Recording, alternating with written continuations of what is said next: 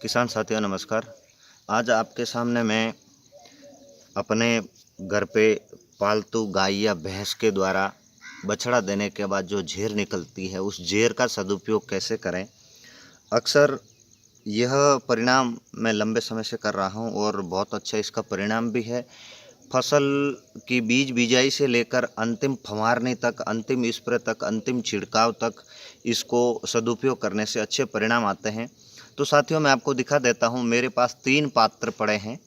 एक छोटा लोहे का पात्र जिसके अंदर गाय और भैंस की जो झेर है, और दूसरे के अंदर राख पड़ी है।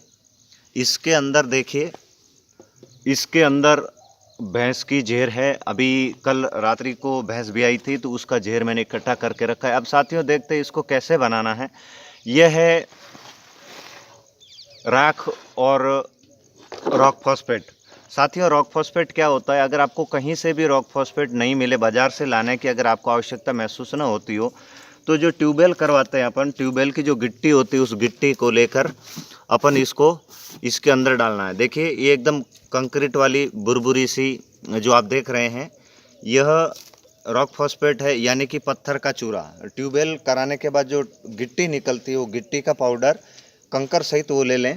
और ये सूखी हुई राख है, चूल्हे की राख, चाहे कंडों से बनी हो चाहे लकड़ी से बनी हो। उसके बाद इन सबको मिक्स करके सबको एक कर देते हैं। ये नई और पुरानी राख दोनों मिक्स कर दी है। मिक्स करने के बाद अब इनको फिर से राख और रॉक फॉस्फेट को मिक्स करके अपन इसको पैक करेंगे। अब ये मटका खाली हो गया है। ये मटका खाली होने के बाद अब इसको बनाना कैसे है। अब देखिए साथियों, ये जो झेर पड़ी है, अब इस झेर के अंदर हम अपन इसको डालते हैं। सामने ही करके दिखा देते हैं। ये यहाँ अब पहले इसको दोनों को मिक्स कर देते हैं। कुछ गिल्ली राख है, कुछ सूखी हुई राख है। अब इन दोनों को मिक्स कर दिया। रॉक फॉस्फेट को यानी कि जो ट्यूबवेल की गिट्टी है उसको मिक्स कर दिया। मिक्स करने के बाद अब ये हो गया तकरीबन 10 किलो, और 5-7 किलो झेर और झेर का पानी जो है वो भी इसके साथ डाल देंगे। फिर जो साथियों ये मटका पड़ा है, इस मटके के अंदर भर के 70 दिनों के लिए तारीख लगाकर रख लेंगे। ऐसा करने से साथियों आप आपके खेत में रसायन मुक्त हो सकते हैं। आसान विधि, इसमें कोई ज़्यादा झंझट झमेले वाली बात नहीं है, बस करना और देखना ये होना चाहिए। जैसे अब इसको सारे को मिक्स कर दिया मैंने, रॉक फॉस्फेट और गिल्ली सूखी राख दोनों को। अब साथियों अपन करते हैं इसको आधा आधा। चलो इसमें डालना चालू करते हैं। ये अब इसमें डालना चालू कर दिया है मैंने। अब इसको ऊपर नीचे करते हैं ऐसे। अब ये धीरे धीरे लोटपोट हो जाएगी। अगर हाथ से ऐसे आप लोटपोट नहीं कर सकते हैं तो कोई बात नहीं, लकड़ी से भी कर सकते हैं या किसी से करवा भी सकते हैं। साथियों ये एक बेहतर उपाय है। ये देखिए, अब इसको मिक्स करके अपन इस मटके में भर के छोड़ देंगे। ये मैं मिक्स कर रहा हूँ। अब इसके अंदर अपन जैसे जैसे राख डालेंगे, जैसे जैसे बनता जाएगा, ये पूरा एक मिक्स होके पूरी राख और रॉक फॉस्फेट का जो पाउडर डाला वो पूरा ऐसे मिक्स हो जाएगा। अब मिक्स हो जाने के बाद में अब ये जो राख बची है, और अब इसको आधा मटके में नीचे रख के डाल देते हैं।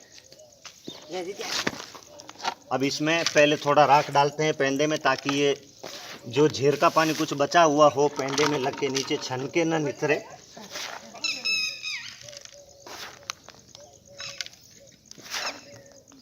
ये अब इसके अंदर डाल दिया है नीचे। अब साथियों अब मैं आपको बता देता हूँ, इसको उठा के इसके अंदर डालना है।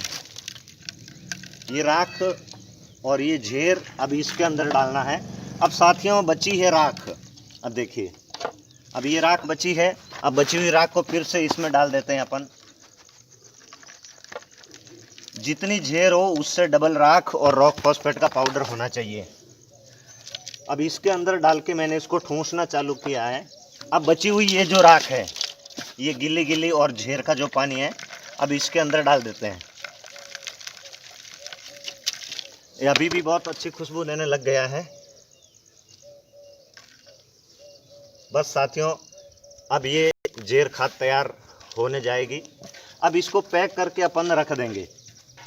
अब इसको पैक करके कैसे रखना है, अब इसको जैसे मैं ठूंस रहा हूँ हाथ से दबा दबा के, ऐसा ठूंसने के बाद इसको ऐसे प्लास्टिक डाल के मुंह बांध के रस्सी से इसके ऊपर अपन तारीख लगा के 70 दिनों के लिए रख देंगे। जैसे मैं आपको दिखा रहा हूँ, ये बांध रहा हूँ।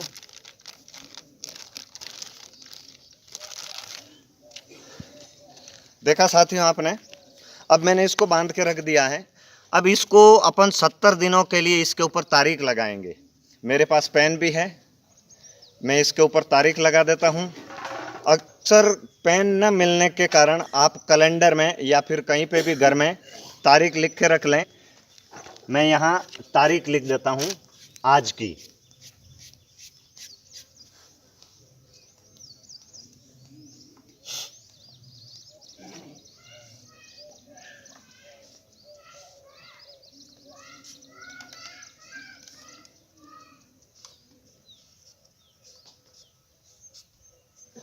ये साथियों, मैंने अब इसके ऊपर तारीख और नाम लिख दिया है। अब इसको भंडारण के लिए 70 दिनों तक रखेंगे।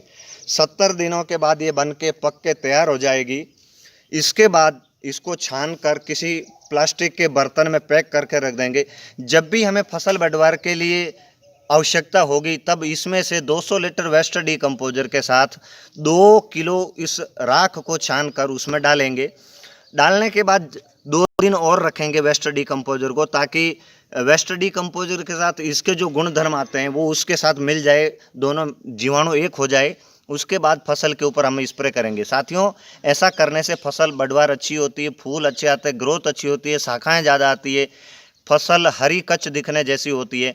तो साथियों, करिए एक जैविक और सस्ता गाय भैंस की झेर को बाहर न डाल के ऐसा सदुपयोग करिए। साथियों, जो गाय भैंस ब्याह जाती है उसके बाद 3-4 दिन तक जो पीला गाढ़ा द्रव्य दूध निकलता है, जिसको खिस कहा जाता है, वो भी फसल बढ़वार के लिए बहुत ताकतवर, बहुत फायदेमंद साबित हो रहा है। अगला वीडियो उसका भी बनाऊंगा। तब तक के लिए धन्यवाद।